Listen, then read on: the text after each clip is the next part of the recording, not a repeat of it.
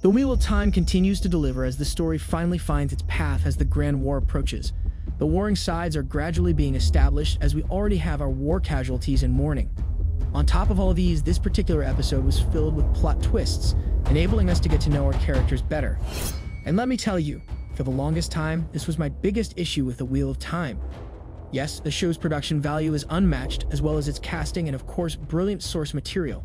Even the scenario makes justice to the original story in my opinion, even though I get that it is frustrating to see some major decisions that were taken during the adaptation process. That being said, I believe the superficial character work was a much bigger sin than anything else.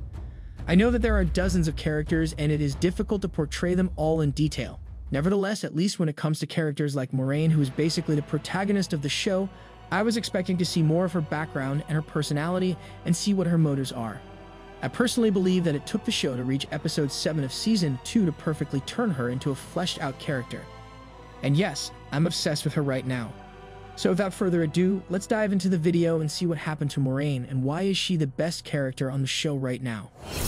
First of all, we need to take a brief look at Egwene. I feel truly sorry for her. She's basically a slave right now, and yet still manages to preserve her identity and mental well-being against all odds. I mean, after showing off her power and potential during the training, I was worried a bit that we lost her. So when she openly said that she was still planning to kill her torturer, I teared up a bit. She might be the most powerful character on the show, not only regarding her power of force, but also the power of her personality. I cannot wait to see her survive this tough process and escape that horrendous place. Now, before moving on to Moiraine and Rand, I would like to mention Moraine's family, particularly her niece a bit. Okay, let me have a confession moment. Do you remember last week's video in which I mentioned that the niece seems like a great guy and thus is likely to be killed since overly innocent characters are often sacrificed for the sake of the plot in TV series? Boy, could I be more wrong about that? And yes, I admit that I was too naive to think that way. He was too nice to be true, and in this episode we saw his true colors. Apparently, he was on the dark side, already pledged an oath to the Dark One. The good news is that Moraine's sister figured things out fairly quickly, at least before him turning into a threat to both herself and Moiraine. But still, once again I was surprised to see how many seemingly ordinary people were in the dark side, for pretty basic reasons. Neither Liandrin nor this niece guy are bad people by any means, but they see no problem in selling their souls to achieve one thing or another. And I find this portrayal very realistic, as we often see good people working for bad causes in real life, having various excuses for it. What about Moiraine? What was she doing in this episode?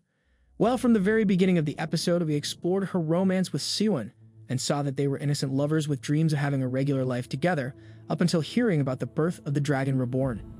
At that point, they made a decision to dedicate their lives to Dragon Reborn, aka Rand. Throughout the episode, we watched talks around Moraine's sterilization, meaning her loss of power, and the fact that she cannot be helpful to Rand in such a state. Therefore, Siuan decided to take Rand under her control and basically imprison him rather than leave him with Moiraine. Do I have to express that this was a bad decision? I mean, Rand is already experiencing moral dilemmas, being the only one whose side in the war is still ambiguous, because, as you can imagine, he is not okay with being used as a weapon by the so-called good people who do not respect him as a person whatsoever. Thus, he sees no problem in asking Lanfear for help, letting her burn the entire city just to get out of the prison. This does not necessarily mean that he is in the dark side now though, because immediately after that, he helps Moiraine and reveals that she was not actually sterilized, giving her power back. Nevertheless, his call on Lanfear eventually leads to Siuan's death, causing Moiraine to once again make a decision to leave her lover and go after Rand. It was a full circle moment for her, and I truly loved it. Also, can I say how much I'm happy with seeing Moiraine and Lan finally back together? Why were they fighting over anyway? They belong together, and I feel like they will form a great supportive team for Rand. But what do you think? Did you like the episode? Let me know what you think in the comments below, and don't forget to like, subscribe, and share the video. Thank you for watching. See you soon.